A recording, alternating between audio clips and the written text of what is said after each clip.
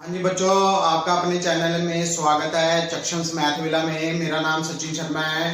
मैं आपको AP chapter R D Sharma की बुक से करवा रहा हूँ। चैप्टर नंबर 9 एक्सरसाइज 9.3 चल रही है हमारी। क्वेश्चन नंबर 35 है। अब इसके 3 क्वेश्चन रह गए हैं तो एक्सरसाइज 9.3 खत्म हो जाएगी। नेक्स्ट मैं एक्सरसाइज आपको कराऊंगा 9.2। तो इसमें 35th क्वेश्चन में the sum of fourth term and eighth term of an AP is 24 and sum of sixth term and 10th term is 44। Find the AP. अब इसमें हमें क्या बताया हुआ है कि जो फोर्थ टर्म और एट्थ टर्म है उसका जो सम है, सम का मतलब होता है प्लस जो चौथी टर्म है और जो 8वीं टर्म है उसका सम जो है वो 24 है, और जो सिक्स्थ टर्म है मतलब छठी टर्म और जो 10th टर्म है उसका सम क्या है, उसका सम है 44। तो हमने एपी निकालने के लिए हमें क्या चाहिए, एपी निकालने के लिए हमें ए और डी चाहिए। तो सबसे पहले हम सम ऑफ T4 मतलब T4 fourth term plus T8 eighth term is equal to 24। तो ये हमारी फर्स्ट इक्वेशन बन जाएगी। इसको हम सॉल्व करते हैं। T4 जनरल फॉर्मूला लगाएंगे a plus 3d plus T8 में जनरल फॉर्मूला लगेंगे a plus 7d is equal to 24। अब a प्लस का है, ये भी a प्लस का है, 2a हो जाएगा, प्लस 7 प्लस का है, 3 प्लस का है तो प्लस हो जाएगा 10d इज इक्वल टू 24। अब इस सारी इक्वेशन को हम 2 से डिवाइड करते हैं। इसको 2 से डिवाइड किया a आ गया, इसको 2 से डिवाइड किया तो 5d आ गया, इसको 2 से डिवाइड किया तो 12 आ गया। ये हमारी फर्स्ट इक्वेशन बन गई। तो बच्चों इसके बाद हमने क्या है, सेकंड इक्वेशन फॉर्म करनी है, क्योंकि फर्स्ट इक्वेशन तो हमारे पास बन गई है, सेकंड इक्वेशन बनेगी तभी हम ए और डी निकाल पाएंगे। तो sum of sixth term and 10th term. अब सिक्स्थ टर्म कितनी है, T6 प्लस 10th टर्म कितनी है, T10 इज इक्वल टू 44। अब हम T6 निकालेंगे। T6 बच्चों कैसे निकालना है, जनरल फॉर्मूला लगा के। T6 में मैंने आपको बताया था एक टर्म माइनस कर देनी है तो 5d बन जाएगा, और इसमें एक टर्म माइनस करेंगे तो 9d बन जाएगा इज इक्वल टू 44। अब a दोनों प्लस के हैं तो प्लस हो जाएंगे, 2a आ जाएगा, प्लस 9d प्लस का है, 5d प्लस का है, 14d आ जाएगा इज इक्वल टू 44। तो इसमें फिर हम सेम वही लगा सकते हैं, 2 से डिवाइड करेंगे 7d आ जाएगा इज इक्वल टू 22 आ जाएगा। तो ये सेकंड इक्वेशन बन गई हमारी। अब इन दोनों को हम सॉल्व करेंगे, first equation and second equation. तो हमारे पास a और d आएगी। अब सेकंड इक्वेशन को इसके नीचे लिख लेते हैं, a plus 7d is equal to 22। ये सेकंड इक्वेशन थी हमारी। अब इसको सॉल्व करना है। To change the sign, sign change करेंगे, ये कैंसिल हो जाएगा, साइन चेंज करेंगे। अब इस साइन को हम कैसे देखते हैं, 5d के आगे ये वाला साइन देखते हैं हम, 7d के आगे ये वाला साइन देखते हैं तो -2d आ जाएगा इज इक्वल टू, ये प्लस का है, ये भी प्लस का है, ये माइनस का। साइन चेंज करें, 22 के आगे माइनस का साइन आ गया, 12 के आगे प्लस का साइन आ गया। 22 से 12 माइनस करेंगे, 2 में से 2 गए 0, 2 में से 1 गया 1, तो माइनस का साइन आ गया। माइनस माइनस कैंसिल हो गया, d की वैल्यू के आगे हमारे पास 10/2। अब 10/2 कैंसिल करेंगे तो d की वैल्यू के आगे हमारे पास 5 आ गया। अब हमें a की वैल्यू निकालनी है। a की वैल्यू निकालने के लिए हम फर्स्ट इक्वेशन में d की वैल्यू फिल करेंगे। तो फर्स्ट इक्वेशन में d की वैल्यू जो फिल करी तो a plus 5 multiply 5 is equal to 12। अब हमने d की वैल्यू यहाँ फिल करी है, 5 मल्टीप्लाई d। जब 5 मल्टीप्लाई d किया तो हमारे पास 25 आ गया, a plus 25 is equal to 12। अब 25 उधर जाएगा तो a की वैल्यू क्या आ जाएगी बच्चों, 12 माइनस 25। जब लेफ्ट साइड से राइट साइड वैल्यू जाती है तो वो अगर प्लस की है तो माइनस की हो जाएगी, माइनस की है तो प्लस की हो जाएगी, मतलब साइन चेंज होते हैं। तो a की वैल्यू के आगे हमारे पास -30।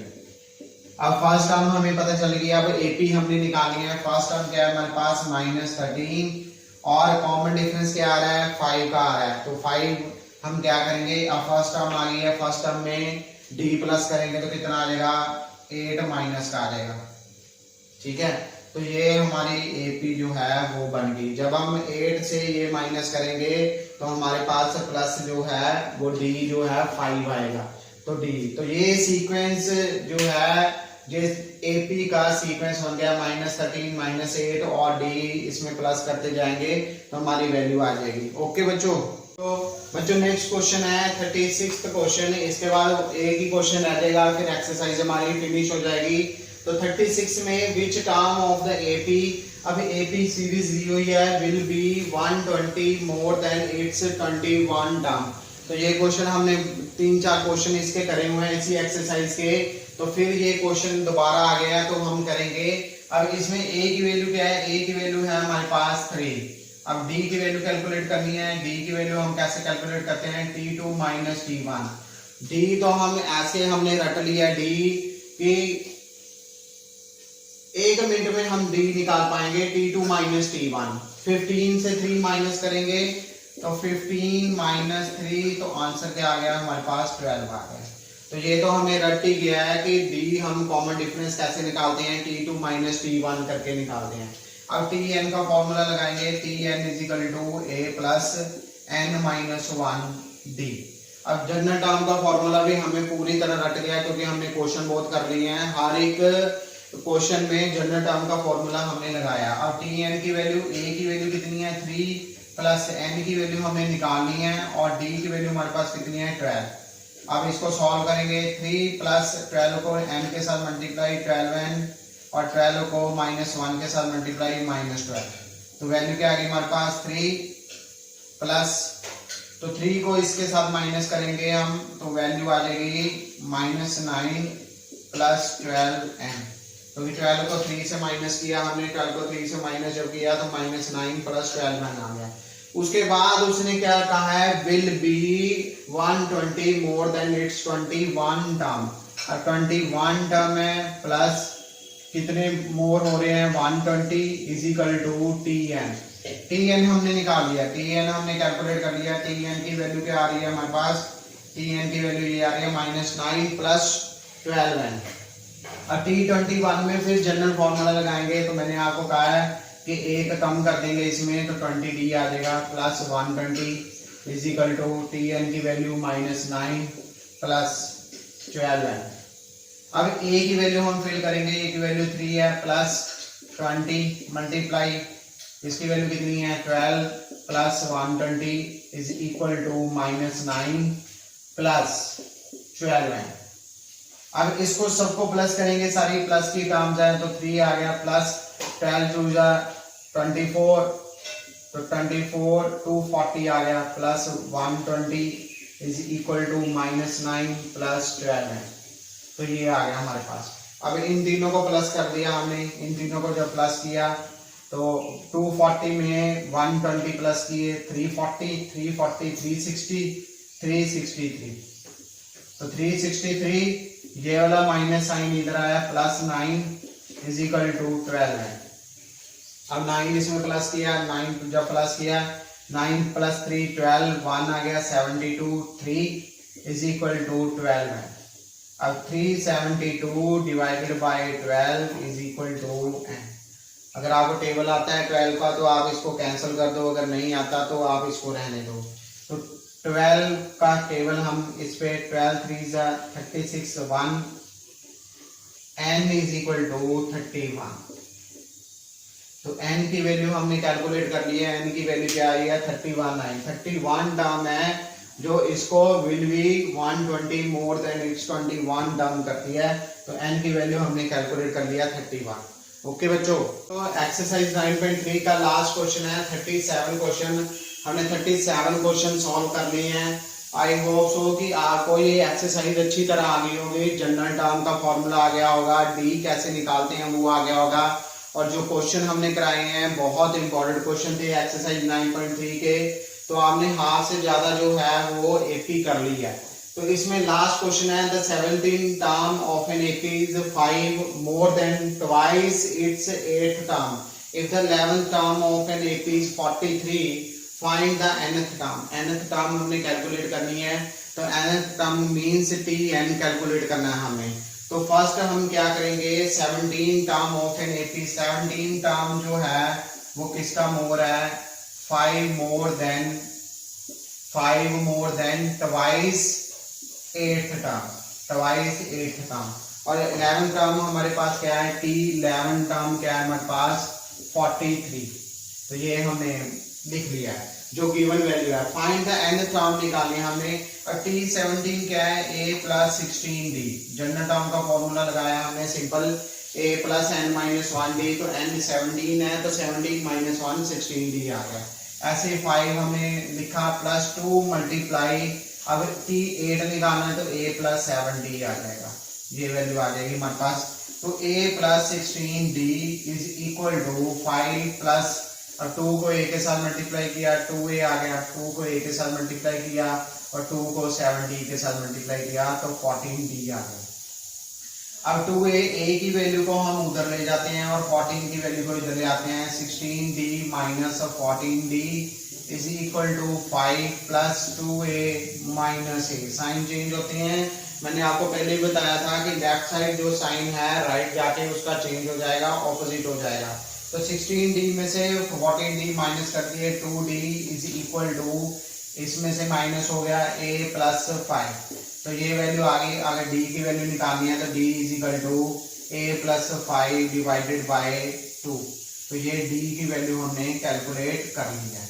उसके बाद T11 हमें गिवन है। T11 क्या है हमारे पास, a plus 10d is equal to 43। तो ये वैल्यू आ गई हमारे पास, a plus 10d is equal to 43। अब यहाँ 2d is equal to a plus 5 था तो इसको भी हमें इस इक्वेशन में चेंज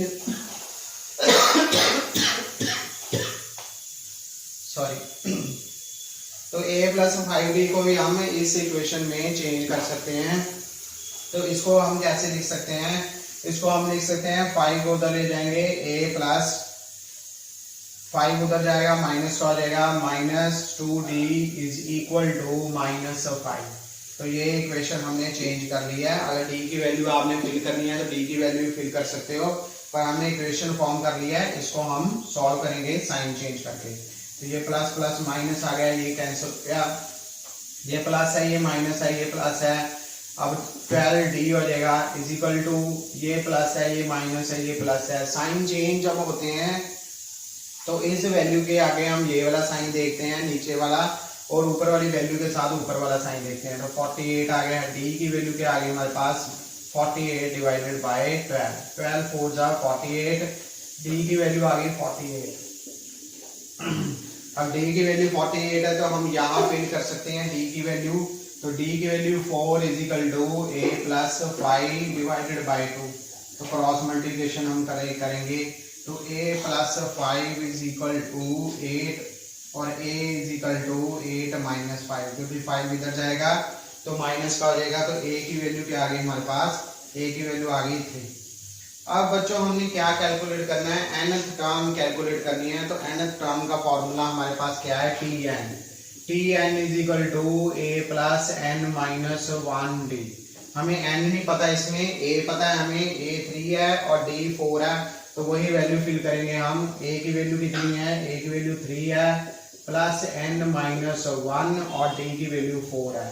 तो वैल्यू आ गई 3 प्लस 4 को मल्टीप्लाई किया 4n के साथ और 4 को मल्टीप्लाई किया माइनस 1 के साथ। तो वैल्यू क्या आ गई हमारे पास 4n, ये माइनस का है ये प्लस का है तो माइनस हो जाएगा माइनस 1। तो tn क्या आ गया हमारे पास, n term of NAP 4n minus 1। तो लास्ट या ये लास्ट में हमने tn निकाला है 4n माइनस 1। ओके बच्चों।